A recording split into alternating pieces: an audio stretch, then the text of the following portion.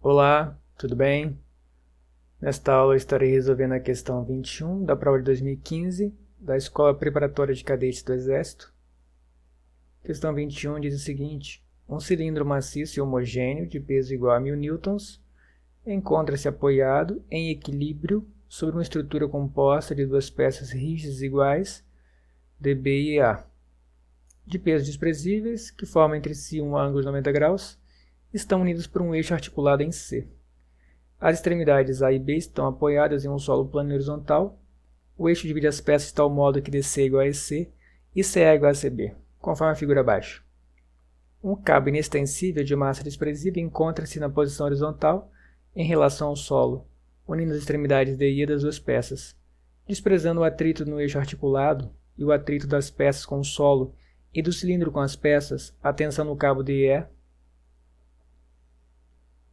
Então aqui nós temos aqui uma representação dessa questão, desse problema.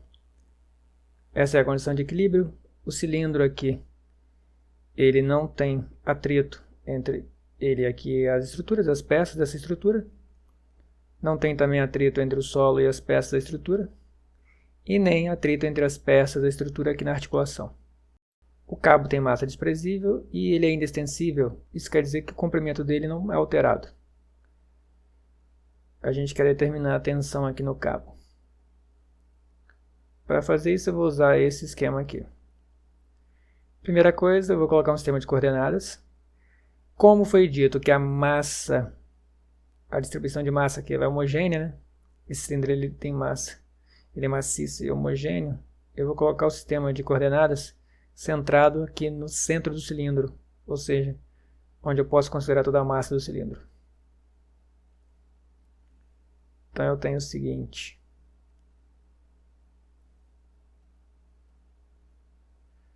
só trocando a cor aqui, colocando ele centralizado aqui. Ok, vou chamar aqui de eixo Y e vou chamar aqui de eixo X. E aqui está o centro do nosso cilindro, como se a massa dele estivesse concentrada aqui. Devido à massa e devido à aceleração da gravidade, a gente tem G aqui. Nós temos aqui uma força peso, que eu vou representar em azul, que é o peso do cilindro, que está aqui. Vou chamar só de P. Essa força peso, ela pode ser decomposta em duas componentes. E é o que eu vou fazer aqui agora. Vou fazer isso usando vetores aqui em verde.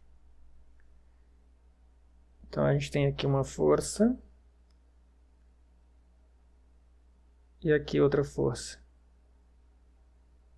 Repare que essas forças, elas são paralelas a essas peças. Esta aqui é paralela a esta e esta é paralela a esta. Aqui a gente tem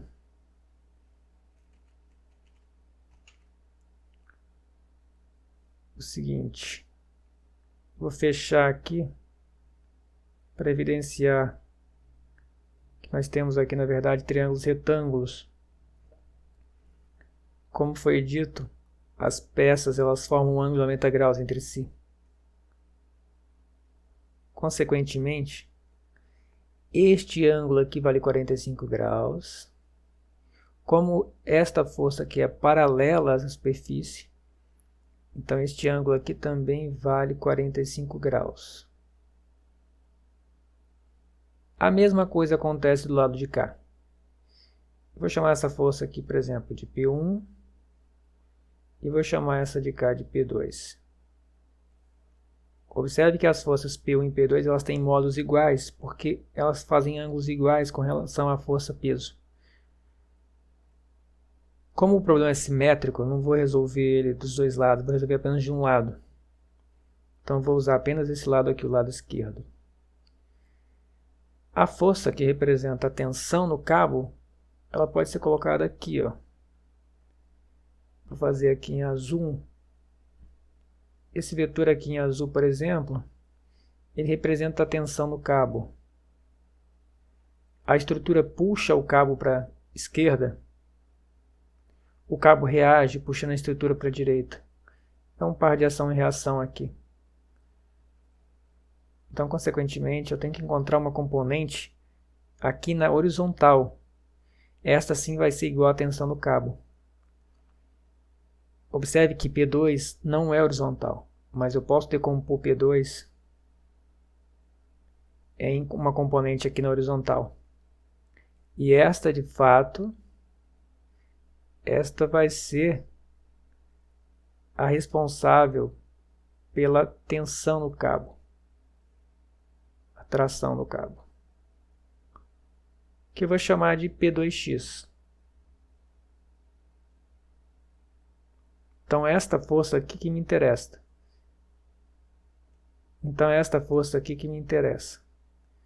Esse vetor aqui ele pode ser representado aqui em cima, sem nenhum problema.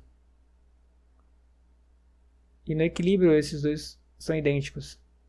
Então, aqui a gente tem P2x. Então, se eu encontrar P2x, o módulo dele é igual ao módulo da tensão no cabo. Eu encontro a tensão no cabo. Agora eu vou escrever P2 em função de P e depois P2x em função de P2. Olhando aqui para esse triângulo retângulo, a componente P2, o módulo dela, vale P cosseno de 45. E agora olhando para esse triângulo retângulo aqui, ó, ele é retângulo aqui é 90 graus. E este ângulo aqui também vale 45, né? 45 aqui mais 45 dá 90. Então aqui também vale 45 graus. Então essa componente P2x, o módulo dela vale P2 cosseno de 45. Então P2x vale P2 cosseno de 45. Então a gente tem esse par aqui de equações. Vou chamar aqui de equação 1 e aqui equação 2. Só substituir aqui a equação 1 na equação 2, ou seja, substituir P2 por P cosseno de 45, que você fica com P2x igual a P cosseno de 45 vezes cosseno de 45.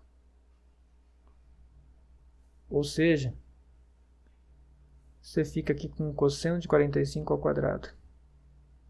Como o módulo de P2x é igual ao módulo de t, então t é igual a P cosseno de 45 ao quadrado. Substituindo P por 1000 newtons, que é o peso do cilindro, cosseno de 45 vale raiz de 2 sobre 2. A gente fica com T igual a 1000 newtons vezes 2 sobre 4. Então, portanto, a tensão no cabo vale, dividindo 1000 por 4 aqui, a gente tem 250, vezes 2, a gente tem 500 newtons. Então, a tensão no cabo é de 500 newtons. A grande jogada aqui é observar que a tensão no cabo não é causada diretamente por P2, essa componente aqui, mas sim pela componente horizontal aqui. Então, T é igual a 500 newtons, isso corresponde ao item C, aqui a alternativa C. Espero que a resolução tenha sido clara, objetiva. Obrigado por assistir e até a próxima.